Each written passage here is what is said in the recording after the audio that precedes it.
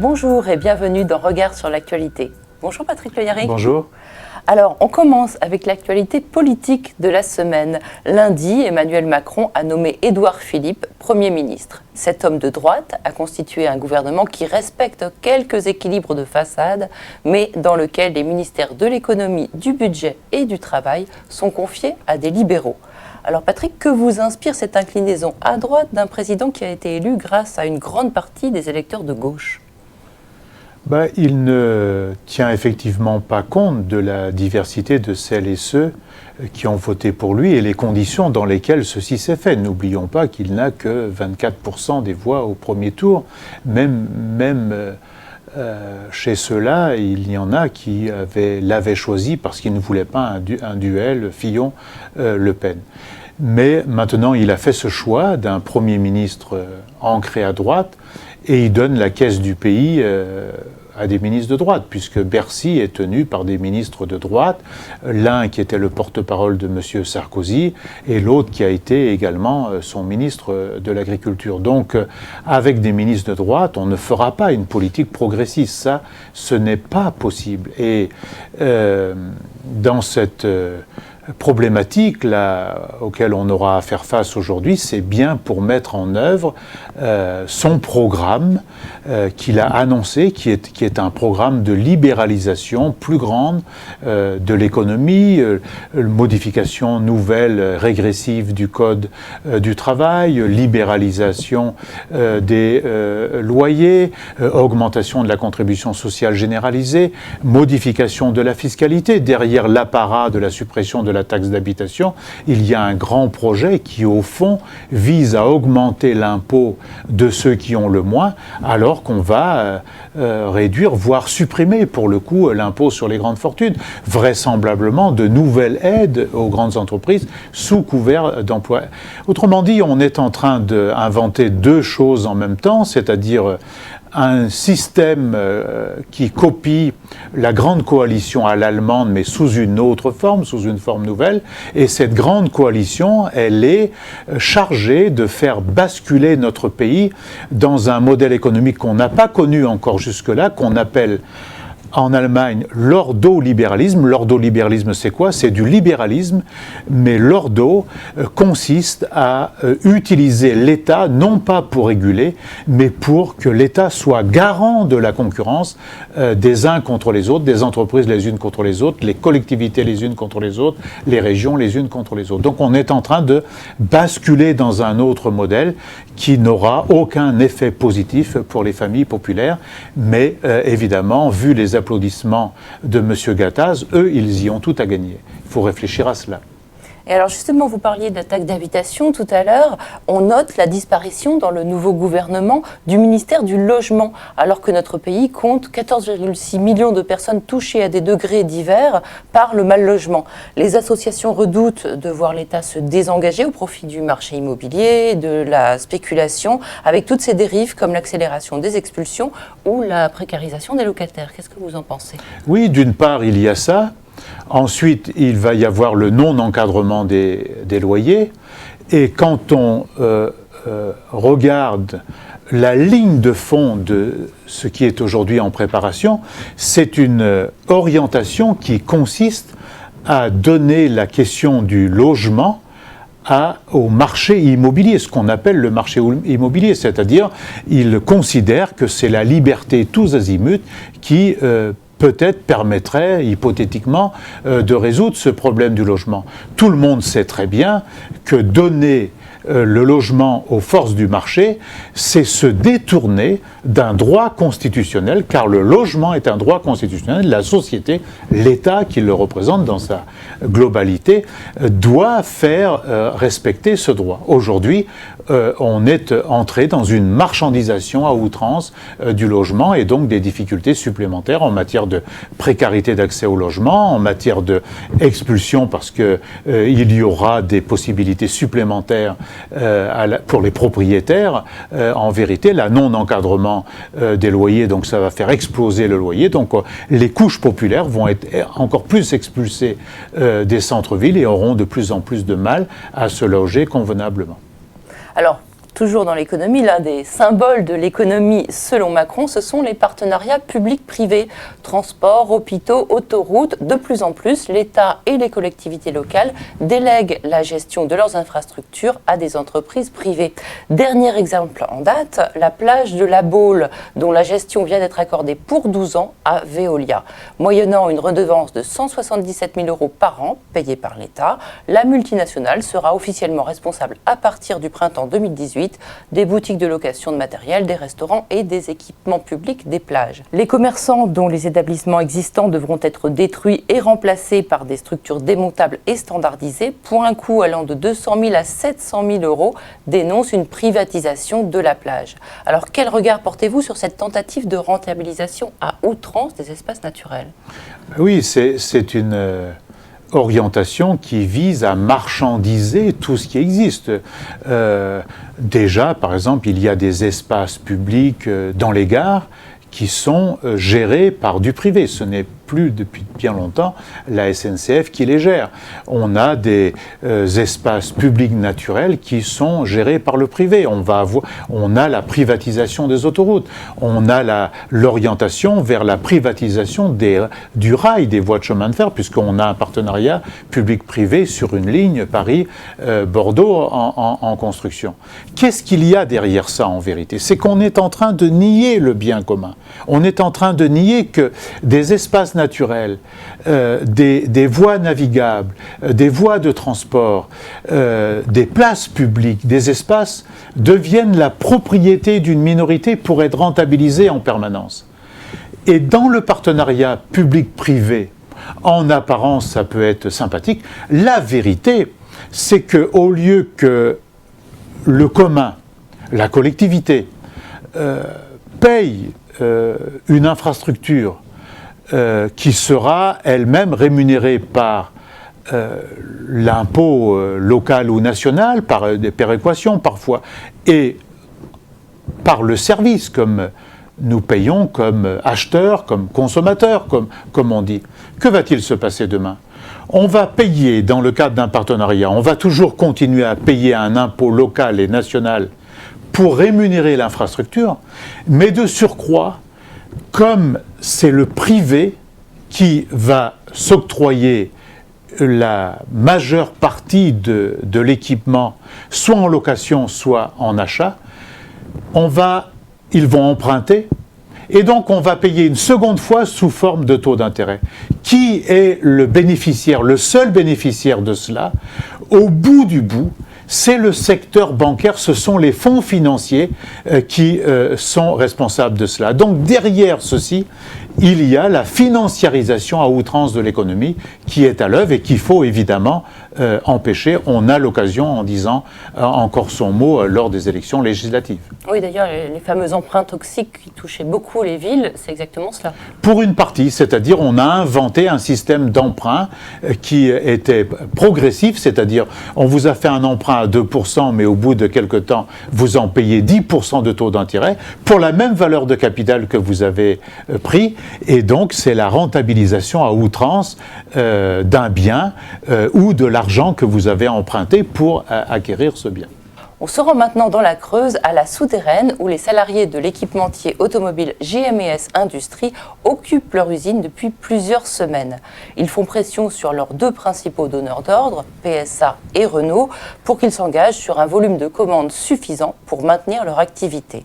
Mardi, ils organisaient une grande manifestation pour alerter le nouveau président sur leur sort. On écoute l'un de leurs représentants. Ah ben nous, ce qu'on voudrait, madame, c'est que ça soit repris avec un maximum de salariés, puisqu'on l'a toujours défendu. On veut rester ce que l'on appelle une entreprise intégrée.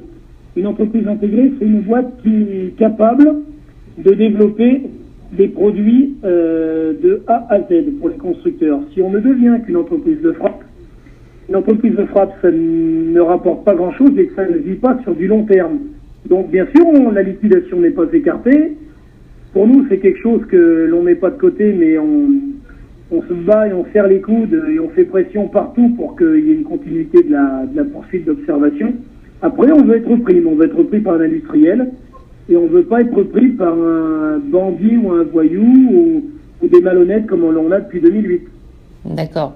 Et alors, si jamais il y a des gens qui se retrouvent sur le carreau, soit parce que l'entreprise ferme, soit parce que tous les salariés ne sont pas repris, quelle est la situation dans votre région? Est-ce qu'il y a des possibilités d'emploi et de reconversion pour ces gens-là, ou est-ce que ça va être très compliqué? Mais chez nous, c'est pas compliqué, nous on identifie toujours la même chose. C'est-à-dire que si l'entreprise de la souterraine venait à fermer sur cette petite ville, les conséquences seraient pires encore, madame, que si PSA à Sochaux devait fermer. Ça serait pire que ça. D'accord. En termes d'emploi induit notamment aussi? Ah oui, en dommages collatéraux, c'est énorme. Si vous en avez 360 qui partent, là vous pouvez commencer à annoncer qu'il y aura entre 1200 et 1600 pertes d'emploi, puisque de la femme de ménage au gars qui nous livre tout ce qui est papeterie dans une petite papeterie à côté, au gars qui livre tout ce qui est poisson matrice et j'en passe et des meilleurs, entre l'entreprise qui fait l'entretien des parcs et jardins, je veux dire, il y aura forcément énormément de dégâts. Alors, pensez-vous que l'État devrait exiger des entreprises qui touchent de l'argent public qu'elles fassent appel à des sous-traitants basés en France? Oui, dès lors qu'on a de l'argent public, c'est le cas de PSA, c'est le cas de Renault, d'ailleurs l'État est actionnaire, elle doit exiger qu'on fasse appliquer le devoir de solidarité sociale et de solidarité territoriale. On ne peut pas laisser un département comme la Creuse perdre son sang comme on le fait aujourd'hui. Les difficultés de l'agriculture, la fermeture des services publics et maintenant le peu d'industrie qu'ils ont, on est en train de créer les conditions pour que ça ne se maintienne pas. Et donc, il faut une action ferme de l'État en général, du gouvernement qui se met en place, en lien avec les organisations syndicales et sociales, en lien avec les élus locaux, les parlementaires et les élus municipaux, les maires du département, mais de l'ensemble du bassin d'emploi, de telle sorte qu'on maintienne l'activité dans cet endroit-là. Et on ne peut pas, si on est pour le bien commun, si on est pour l'intérêt général, si on est pour une France qui vit de toutes ses ports, on ne peut pas laisser mourir un département comme celui-là. Et moi, je profite de l'occasion pour adresser à nouveau ma solidarité avec celles et ceux qui, dans cette usine, se battent, mais celles et ceux qui, par effet de domino, autour aussi seront mis en difficulté, les collectivités locales, les sous-traitants, les services publics qui sont autour, les petits artisans et commerçants, parce qu'il y aura des effets dominos considérables et donc il faut une action énergique et arrêter de regarder passer les trains comme ils le font en permanence ou par leur silence, complices, accepter ce qui se passe. C'est intolérable, c'est révoltant. Remarquez, dans la région, il n'y aura bientôt plus de trains non plus. Mais c'est ce qu'ils veulent fermer les trains là. C'est déjà le cas dans d'autres départements autour, en Lozère, dans d'autres départements en Auvergne et dans le Limousin. On ne peut pas laisser faire ça. La France, ce n'est pas que quelques grandes villes. La France, c'est un grand pays avec un territoire étendu qui est capable de produire des richesses, capable de créer des choses nouvelles avec des paysages, avec une multitude de fonctions qu'on peut faire. Et les gens ne demandent que ça. Les gens ne demandent qu'à valoriser les lieux où ils habitent, les lieux où ils veulent, où ils pourraient travailler. On ne peut pas laisser faire ça. Alors parlons maintenant de l'Union européenne. Lundi, pour sa première visite à l'étranger, le nouveau président français avait choisi l'Allemagne. Emmanuel Macron et la chancelière Angela Merkel ont parlé de refonder l'Union européenne en incluant la possibilité de changer les traités. Alors à votre avis, qu'entendent-ils par là ? Bon, on ne sait pas exactement ce qu'ils veulent dire parce que ce mot « refonder les traités », c'est un mot que nous avons, nous, mis les premiers dans le débat. Mais nous, ce que nous entendons par refondation, c'est une refondation démocratique et une refondation progressiste. Il faut aujourd'hui créer les conditions pour que les peuples soient co-constructeurs d'un projet européen, d'une autre construction européenne. Donc, il y a la question démocratique. Et il y a l'autre question qui est celle d'une Europe qui soit solidaire, qui organise la solidarité entre les individus, entre les pays, entre les régions, entre les entreprises, et non pas la concurrence de jungle qu'on connaît aujourd'hui, comme on est en train de le vivre, par exemple, à Whirlpool en ce moment. Et donc la question de l'Europe sociale est une grande question à porter. Si c'est ça le débat, évidemment, ça peut avoir des aspects positifs, mais je crains que ce ne soit pas ça, parce que Mme Merkel a demandé à M. Macron, au cours de cet entretien, on peut discuter, mais avant de discuter, vous allez faire deux choses. Vous allez faire ce que vous avez dit en matière de droit du travail, c'est-à-dire vous allez porter de nouveaux coups de poignard contre votre code du travail. Et la seconde chose qu'elle a demandé, mettez votre pays aux normes des traités. C'est-à-dire, vous baissez encore l'endettement, vous baissez les crédits publics qui sont utiles. Et donc, je crains que s'engager dans un débat à leur façon sur la modification des traités, ça peut nous causer de terribles déboires. J'ajoute que cette question de la construction européenne aujourd'hui, d'une reconstruction de la construction européenne, une remise à plat totale, elle est posée. Parce que les crises, elles sont multiformes. On dit il y a une crise avec la sortie de la Grande-Bretagne, c'est vrai. Mais il y a une fracture nord-sud terrible. À nouveau, on vient d'imposer à la Grèce cette nuit un nouveau plan d'austérité qui est terrible pour les populations. Il y a donc cette fracture nord-sud. Mais il y a une fracture avec les pays des Balkans. Il y a l'enjeu de solidarité avec les réfugiés et peut-être demain l'immigration, résultat de l'immigration dite climatique, voire alimentaire, voire hydrique, parce que la modification climatique provoque déjà des manques d'eau. Et donc, le débat sur un autre projet européen, c'est un débat qui doit être mis au très fond de la société, entre les mains de chacune et de chacun, de telle sorte qu'on essaye de redéfinir un projet européen qui soit solidaire et non pas le projet de la concurrence, de tous contre tous ou de toutes contre toutes, comme c'est le cas aujourd'hui. Donc ce chantier-là doit être remis sur les fonds baptismaux, mais pas en cassant le code du travail. C'est le contraire qu'il faut faire. Il faut choisir, il faut trouver les voies d'une harmonisation sociale vers le haut en matière de droit du travail et non pas non plus en matière de réduction des crédits publics. C'est le contraire. Il faut injecter beaucoup d'argent aujourd'hui dans les services publics, dans la transition numérique et dans la transition environnementale qui serait elle-même créatrice d'emplois. Si on ne va pas dans ce sens-là, on aura de nouveaux déboires, on aura des aggravations de la situation que nous connaissons aujourd'hui. Donc, ce débat-là, moi je préconise que ce débat-là soit entre les mains de chacune et de chacun. Après les traités institutionnels dont on vient de parler, parlons maintenant des traités commerciaux. Cette fois, c'est une bonne nouvelle. Les accords commerciaux comme le CETA ou le traité transatlantique, ceux qui prévoient un règlement des différends par une cour d'arbitrage de droit privé, devront désormais être validés par les parlements des États membres.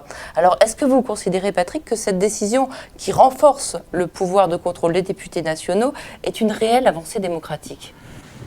La Cour de justice européenne vient de produire un acte extrêmement important qui est trop sous-estimé.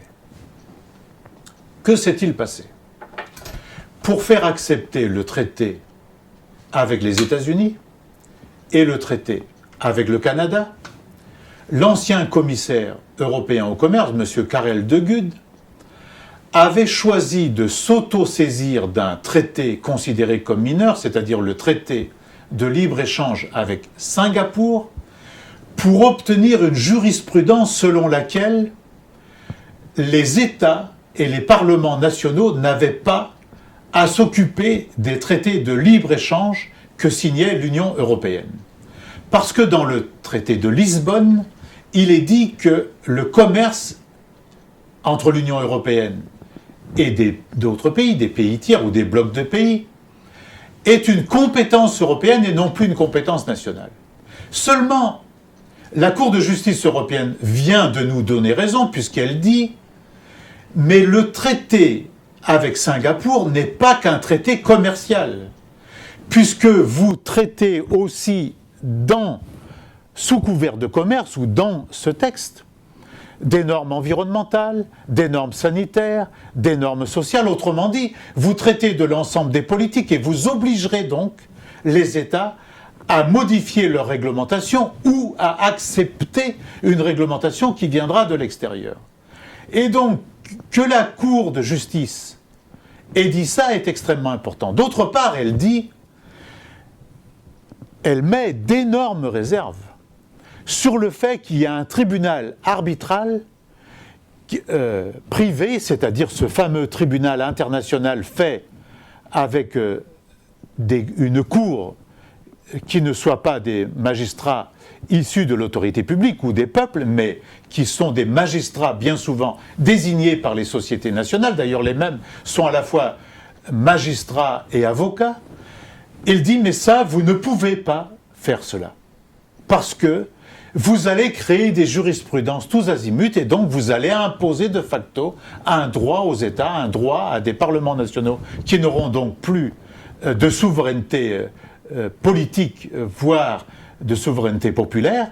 Et donc, désormais, le texte qui avait été signé avec la Belgique pour conduire la Belgique à signer le CETA doit rentrer en œuvre, en acte, parce que dans ce texte-là, il a été dit que l'État belge allait consulter la Cour européenne de justice pour vérifier la conformité entre le traité avec le Canada et leur propre législation, les législations nationales, mais surtout la législation européenne.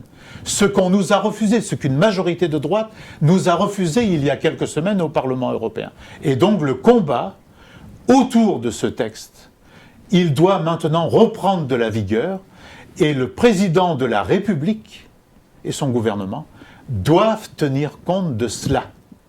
Ils ne peuvent pas passer outre de cela et donc il faut aujourd'hui, dans l'Assemblée nationale qui sera élue demain, il faut bien veiller aux députés qu'on va élire parce que si on élit des députés de droite et des députés du président de la République, qui semblent être les mêmes désormais, si je comprends bien, eh bien, on va tenter de faire le coup de force sur un sujet, je rappelle, qui concerne nos vies quotidiennes. S'il n'y avait qu'une raison pour aller voter le 11 juin pour des gens qui ne sont pas le parti de M. Édouard Philippe et du parti du président de la République, eh bien c'est celle-là, parce que ça aggraverait considérablement notre vie quotidienne. Quand je dis notre vie quotidienne, c'est ce que nous mangeons, c'est ce que nous importons, c'est le droit du travail, etc. Donc ça vaut le coup de dire son mot le 11 juin, mais il ne faut pas dire son mot pour les encourager eux, parce que ça nous créera beaucoup de déboires. Alors, on termine avec notre page culture. Elle est consacrée au festival Aubercaille, dont la 11e édition se tient jusqu'au 20 mai à l'embarcadère d'Aubervilliers. Sa programmation éclectique fait place aux jeunes talents, mais aussi à des figures confirmées comme Sappho, qui donnait un très beau concert jeudi soir. Alors Patrick, je crois que vous connaissez bien ce festival qui fait une place d'honneur à la chanson dans un département populaire où les cultures sont mêlées. Est-ce que vous y êtes déjà allé et qu'en pensez-vous ? Malheureusement, je n'ai pas pu aller voir Sappho hier soir parce que j'ai terminé trop tard une réunion du conseil municipal à Aubervilliers. Mais il faut le féliciter et remercier toute l'équipe autour de Thomas Pitiot qui organise maintenant chaque année ce festival dont l'Humanité et d'autres, mais particulièrement l'Humanité, est partenaire. Nous sommes fiers de ce festival parce que c'est une diversité dans les musiques. Il y en a, comme on dit souvent, pour tous les goûts, et c'est un moment de partage pour les jeunes, pour les populations d'Aubervilliers et autour d'Aubervilliers, bien évidemment, pour revoir des artistes qu'ils aiment à un prix acceptable, et puis aussi pour découvrir des talents dont vraisemblablement on parlera demain, parce que c'est souvent le cas. Il y a souvent en affiche à Aubercaille des gens dont on parle quelques années après, donc ça vaut le coup dès maintenant d'aller les rencontrer. Pour dire j'y étais. Merci Patrick Le Yarrick. Merci beaucoup. On se retrouve très bientôt pour un nouveau numéro de Regard sur l'actualité.